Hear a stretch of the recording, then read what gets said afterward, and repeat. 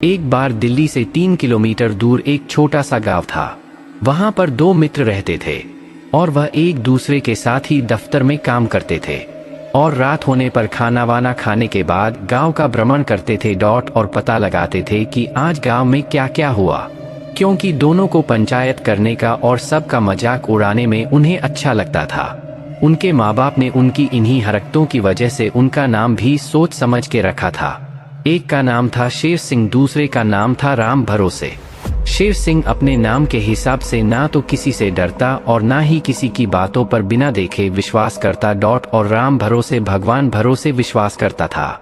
सब पर विश्वास करता, चाहे कोई सच बोले या झूठ फट से मान लेता। एक बार किसी ने राम भरोसे को बताया कि गांव के बाहर एक खेत में पीपल का पेड़ है, उस पर प्रेत और बरम रहते हैं। तो राम भरोसे को लगा कि इसने देखा होगा, तभी तो बोल रहा है, यह सच ही होगा। उसने यह बात अपने मित्र शेर सिंह को बताया।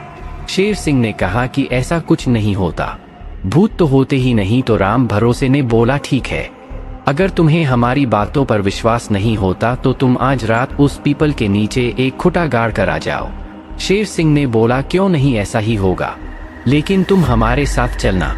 राम भरोसे ने झट से मना कर दिया, क्योंकि वह डरता था। उसने कहा, तुम खुटा जब गाड़ोगे तब मैं दूर से सारे साथियों के साथ तुम्हें देखूंगा।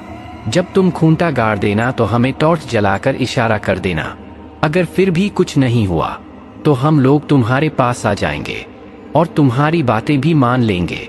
शेर सिंह ने कहा, ठीक है। और आधी रात बीत गई तब शेर सिंह उस पीपल के पेड़ के नीचे गया और बाकी मित्र दूर से देख रहे थे।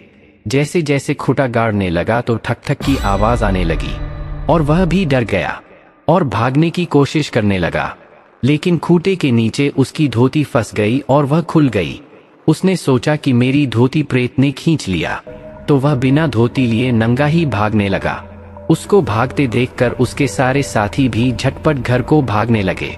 तभी एक मित्र ने बोला कि बरम ने शेर सिंह को मार डाला होगा और हमको भी मारने दौड़ा है, भागो जल्दी जल्दी। किसी का गिरने से पाँव टूटा और किसी का हाथ टूटा, यहाँ तक तो एक की आंख भी फूट गई। फिर भी कोई रुका नहीं, क्योंकि उनके पीछे तो भूत पड़ा था।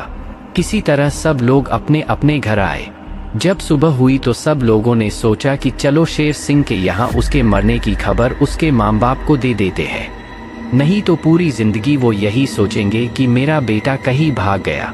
जब सारे मित्र मिलकर उसके घर पहुंचे तो सबने देखा कि शेर सिंह के 2 दांत टूट गए थे, सिर पर काफी गहरी चोट आई थी। सबको लगा कि बरम ने इसको मारकर छोड़ दिया होगा, क्योंकि वह हम लोगों की तरफ जो दौड़ने लगा था। सब लोगों ने यह घटना गांव वालों को बताई। सबने बोला, यह कोई भूत ही कर सकता है। और जब सुबह सूरज निकला और 10 से 11 बजे तो सब मिलकर पीपल के पेड़ के नीचे पहुंचे।